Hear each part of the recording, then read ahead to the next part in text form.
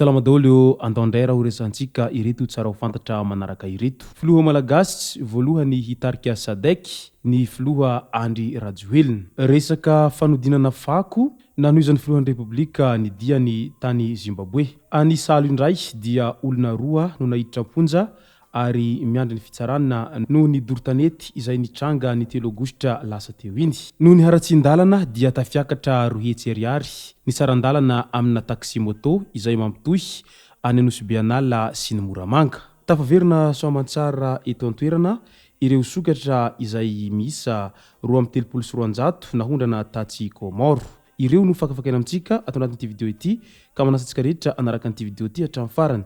Azadiny ny milaiky ny video antsika ary tsarovatra hatrany ny miabony amin'ny chaîne antsika mba ahafahanareo manaraka tsy tapaka ny video izay lefa any amin'ny sisy tomatagasy toy izao ny fanaovana azy. Tsy ampiandrely isika fa avy hatrany tonga dia vavany ndao ary. Ny filoha malagasy ankehitriny no filoha malagasy voalohany lasa ho filohan'ny Sadek. Ireo filoham-pirenena vahiny maro izay mpikambana ao amin'ny Sadek no nifidy azy ho amin'izany toerana izany.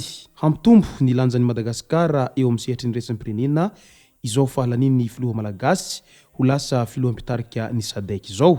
Ka noho izany dia andrasanara izay vokatsoa hateraka an'izay fitarihan'ny filohan'ny malagasy any Sadek izay sy ny fiantraikan'izay eo amin'ny fitantanana any Madagasikara. Ary dia mirarisoa ho an'Andriamatoa filoha Andry Rajoelina amin'izao andraikitra lehibe izay hosahanina zao izay avy ety amin'ny Ouattaratasy ainganeka tena ahavita izay andraikitra izay andrasany ireo firenena maro ao anatin'izay Sadek izay ny tenany. Resaka fanodinana faho indray nanohizan'ny filohan'ny Repoblika ny diany tany Zimbabwe ny fitsidihana ny vontoerana fanodinana fako tao Geopima Waste Management sy ny Bison Agro Machinerie izay misehatra amin'ny famatsiana ireo fitaovana goavana ampiasaina amin'ny sehatry ny fambolena. Efa vitan'ny filoha Andry Rajoelina ny hametrahana ivontoerana fanodinana fako lehibe eto Madagasikara. Tombony manokana ho an'ny firenena malagasy araka izany ny nijerena ankaiky ny fisiana izany ivontoerana izany sy ny tombotsoa azo eo amin'ny tontolo iainana sy ny famokarana angovazavozana.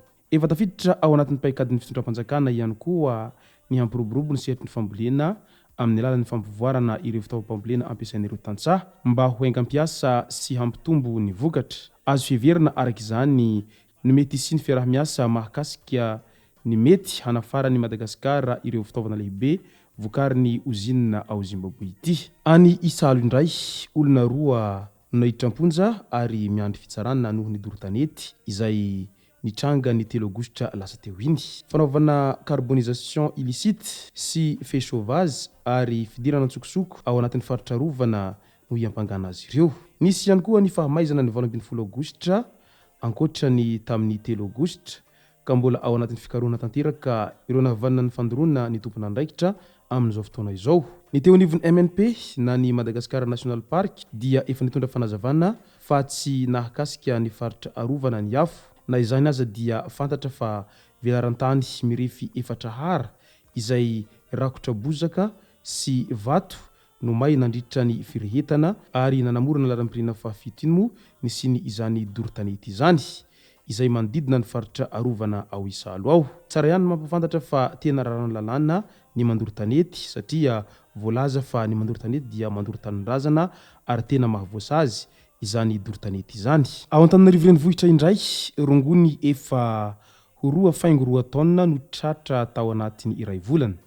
Rongony milanja 27.4 kilograma izay ho efa iray tonna latsaka kely no tratran'ny polisy pirenena tamina trano fitehirizana entana iray teny Iavoloha ny farany herinandro lasa teo iny. Efa dahy ny voasampa tamin'izany. Avy any Toliara ireto rongony ireto araka ny fanadihadiana izay nataon'ny polisy pirenena. Efa no amafisina moa ny fanaraha-maso eny amin'ny lalam-pirenena fahafito saingy tafapiritsaka ihany izany ireto rongony ireto izay marihina fa tao anatin'ny gony misa 7.20. Ny 17 Jolay 2024 lasa teo dia lehilahy iray no voasambotra teny andoha tapenaka rehefa tratra nitondra rongony milanja 500 faingo 2 kilograma avy any farafangana. Mbola nisy rongony 720 gony mandidina ny 700 kilograma ihany koa no tratra tao anatin'ny 2 herinandro. Mbola avy any Atsimo ihany izany. Mandidina ny 2,2 tonna izany no rongony tratra tao anatin'ny iray volana. Miamitombo hatrany ny rongony miditra ao Antananarivo izay midika fa mitombo izany ny mpanjifa azy. Ambohipo, Ambohi Manarina, Andoha Tapenaka 67 hektara no fantatra fa no misy ireo mpampongady amina resaka rongony foana atreto.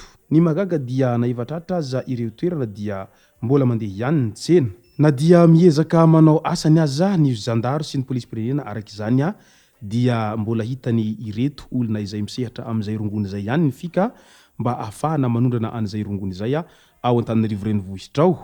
Midika izany fa mila manova-paikady ny mpitandro ny filaminana raha toa ka te-mongotra an'izany hatramin'ny fakany. Maro ihany moa no maneho hevitra mahakasika an'ity resaka rongony ity satria araka ny fantatsika moa ny rongony dia zava-maniry ary zavatra ambolena izany rongony izany ary vokatry ny tany moa mazava ho azy izany rongony izany. Nefa iara-mahalala sy iara-mahita fa ny rongony dia tena vola be ary lafo vidy izany rongony izany. Tsy azontsika atao ve no manome alalana an'izany fivarotana rongony izany mba tonga an'izany rongony izany ho lasa sy hampiarina ho an'ny malagasy izay hita fa tsy vitsy amin'ny malagasy no tena mijaly ara-pitadiavam-bola amin'izao fotoana izao fa ny tokony fepetra ihany no apetraka tsara amin'izay dia mety ho lasa lavitra ireo izay mpisehatra amin'izay resaka rongony izay raha toa ka azo atao ny manome alalana amin'ny famokarana an'izay.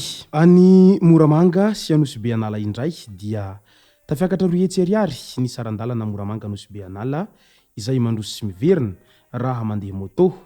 Adiny 4 no anaovan'ny mpitondra moto efa tena zadalana ny lalana 17 kilometatra lalampotaka anaty orana.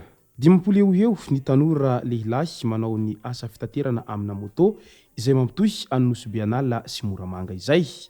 Midika izany fa aleon'ireo mpandeha no mandeha amina moto toy izay mandeha fiara raha tsy hoe misy entana mavesatra tena tsy maintsy andehanana fiara angambany izay izy ireo vao mandeha amin'izay fiara izay noho nafitsoko ny aratsindalana izay mampitohy any Moramanga sy Anosibe-Anala izay amin'izao fotoana izao. Ary tsy vitsy ny vahoaka izay mitaraina noho izay haratsin-dalana Anosibe-Anala Moramanga izay. Tafaverina eto an-toerana ireo sokatra 2,300 izay nahondrana tatsy Komory. Tonga Soamantsara tany amin'ny seranantsambony Mahajanga ny 12 Aogositra 2024 lasa teo ny sambo panéotista MJ 16-031 izay nitatitra ireo sokatra malagasy nahondrana antsokosoko ary tratra tany Anosy Komoro.